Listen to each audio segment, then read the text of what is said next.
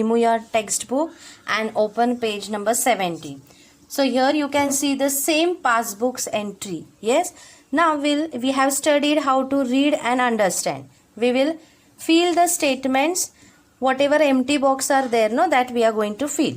So first we will read, that is on 2/2/16 the amount deposited was dash rupees. So see the date 2/2/16. Amount deposited, how much? Yes, 1500. So write here 1500 rupees. And the balance dash rupees. See how much was the balance? Yes, 7000. So you'll write here 7000 rupees. Okay. Next. On 2/2/16 dash rupees were withdrawn by check number 243965. So if you will see here, then are we getting the same date? That is 12/2/16. Check number is also same. Amount withdrawn is how much? 3000. So you'll write here 3000. The balance was dash rupees. Check how much was the balance? Yes, 9000. So write 9000 rupees. Okay. Now on 26/2/2016 means here the bank paid an interest of dash rupees. So interest, how much rupees did bank pay? 135. So you'll write here 135 rupees. Yes. So a passbook is issued for saving accounts and a recurring account, deposit account. Amount deposited, withdrawn and the balance are recorded in it with their dates. Okay. So now let's recall the terms, that is principal. The amount deposited in a bank or lent or borrowed from a bank is called principal. Next, that is interest. The amount paid by bank for keeping money in bank. Okay. Or amount charged for borrowing money from bank is called interest. And the next term, that is rate of interest. It is given for every 100 rupees. It is written as PCPA, that is percent per annum. Means it gives the amount of interest on every 100 rupee.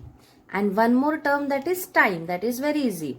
For how much period you are keeping the money, that is called as time. Okay. So now let's see one of the example in our textbook, page number 70. That is, let's recall, Suvidya borrowed a sum of 30,000 rupees at 8 PCPA interest for a year from her bank to buy a computer. At the end of the period, she had to pay back an amount of 2,400 rupees over and above what she had borrowed. Based on this information, fill the boxes below. So the first box is principal. So what is she doing here? She is borrowing the amount. How much amount? 30,000. So here you are going to write 30,000. Next, rate of interest. It is in PCPA. So how much rate of interest is there? 8%. So you'll write here 8. Interest. Now she is borrowing, means she has to pay back. How much she has to pay back? 2,400. So you'll write here rupees 2,400. Time, see here, a year means 1 year. Okay. Now the total amount returned to the bank means what? Amount plus interest what she is going to give.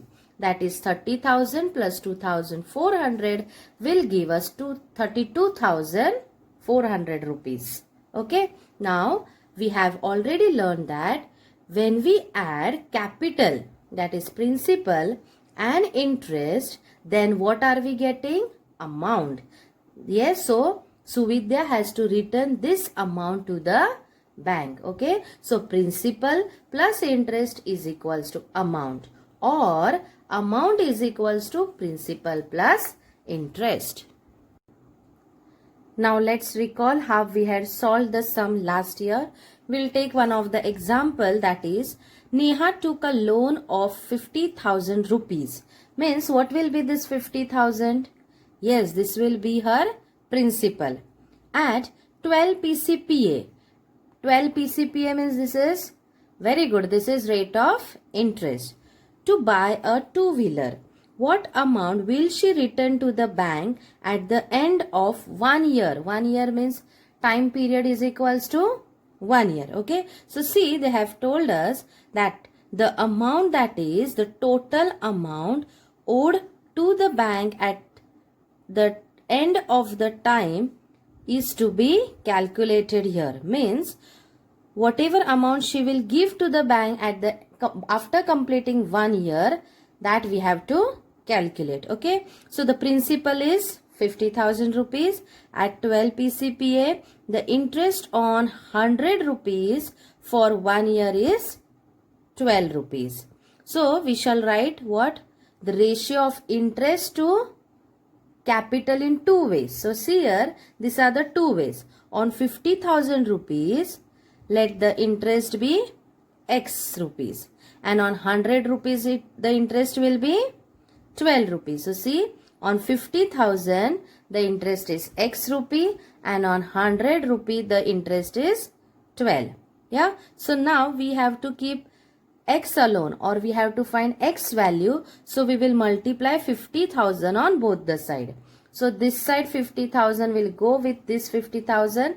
What will remain? That is X. Okay. Now these two zeros will go with these two zeros. And if you will calculate or add, then we are getting X. See, two zeros will go, then 500 will remain. So 12 5s are 60. And that two zeros will give us X is equals to 6,000. Now what is X? X is interest. Yes. So amount to be returned to the bank will be what? We have already learned the formula. Principal plus interest. Yes. So 50,000 she has borrowed, and how much interest she has to pay? 6,000. So 50,000 plus 6,000, amount to be returned to the bank will be 56,000. Did you understand? Now the next sum, that is Akash deposited 25,000 rupees in a bank. Now he is depositing. So this will be the principal.